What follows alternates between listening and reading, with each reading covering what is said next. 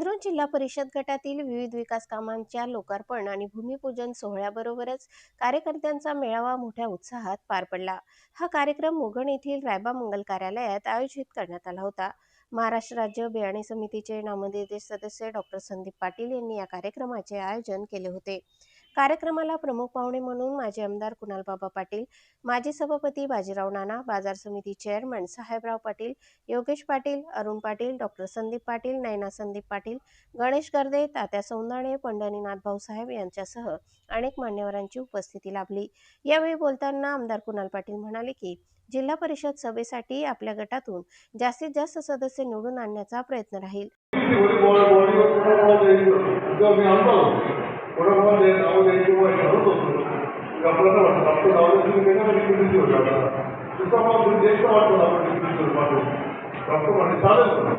आणि 4 दिवसांनी बघितलं तर यादीवर डॉक्टरचं नाव पहिलं लागेल होतं।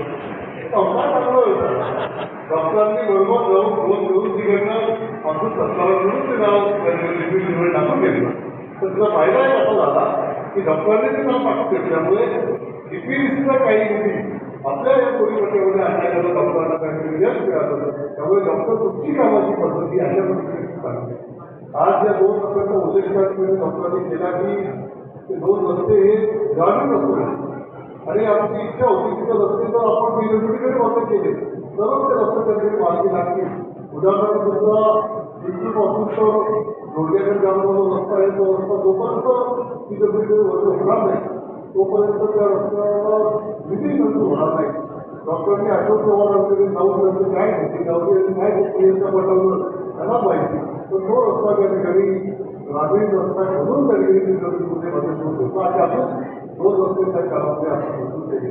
त्यामुळे डॉक्टरांची काम तशी वेगळी आहे आणि त्यामुळे डॉक्टरांनी तुम्ही चांगलं काम करतात, तुमचं या ठिकाणी मनापासून।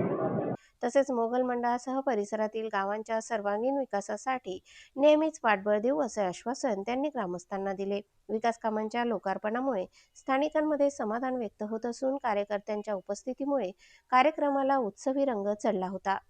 की आपल्याला रस्त्यांची कामं असतील, बंधाऱ्यांची कामं असतील, MSEBीचे कामं असतील किंवा उपकेंद्रांची कपॅसिटी वाढवून शेतकऱ्यांचा जो विजेचा प्रश्न असेल हा सोडवण्याचा विषय असेल। आता 30-54 योजनेतून आपण हेंद्रून वरपाडा रस्ता जो आहे त्याच्यावर 50 लाख रुपयाचं काम आपण पूर्ण केलेलं आहे। आज आता भूमिपूजन झालं। जुनोने हेंद्रून रस्त्यावर आपण 40 लाख रुपयाची कुणालबाबांच्या मार्गदर्शनाने आपण त्या ठिकाणी पुलाचं पाईपपोरीचं कामाचं आपण भूमिपूजन केलेलं आहे।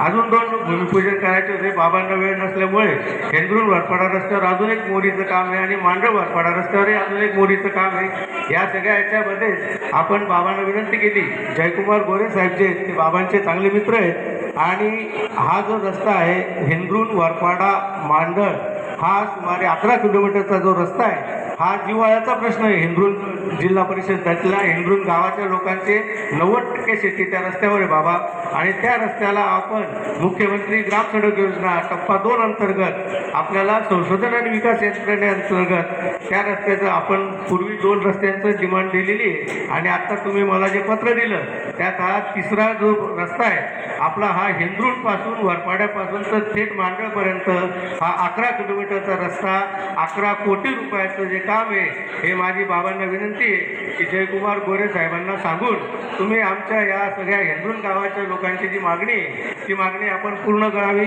त्याच जुनवणे ते हेंद्रून होरपाडा रस्त्यावरती त्या रस्त्याचं काम आता जवळपास पूर्ण झालेलं आहे। पुढचा 1 किलोमीटरचा रस्ता अजून प्रलंबित आहे। त्या रस्त्याला सुद्धा आपण पुढच्या बजेटमध्ये त्याच्याकरता प्रोव्हिजन करणार आहोत। परंतु याच्यावरती मुख्य म्हणजे ज्या पाईप मोऱ्या राहून गेल्या होत्या त्यातली ही प्रमुख पाईप मोरी जिचं आवश्यकता होती आणि गेल्या अनेक दिवसापासून शेतकऱ्यांची मागणी होती, कारण खास करून जेव्हा पाटाला पाणी सुटतं आणि पावसाळ्यामध्ये अगदी कमरे इतकं पाणी ह्या संपूर्ण नाल्यावरून चालू असतं आणि त्यामुळे या पाईप मोरीचं आज त्या ठिकाणी भूमिपूजन करून आपण कामाला सुरुवात केली आहे। एकूण 40 लाख रुपयाचं निधी या पाईप मोरीवरती आपण मंजूर केला आहे आणि अत्यंत महत्त्वाचे असलेल्या या कामाला त्या ठिकाणी सुरुवात झाली आहे आणि शेतकऱ्यांची मागणी जी आहे की राहिलेला रस्तासुद्धा त्या ठिकाणी पूर्ण झाला पाहिजे, त्या दृष्टीने सुद्धा आपण राज्य सरकारकडून निधी मंजूर करून उरलेला 3 किलोमीटरचा रस्तासुद्धा आपण त्या ठिकाणी मंजूर करून घेणार आहोत. आजच्या या कामाच्या निमित्ताने ग्रामस्थांमध्ये खूप आनंदाचं वातावरण आहे.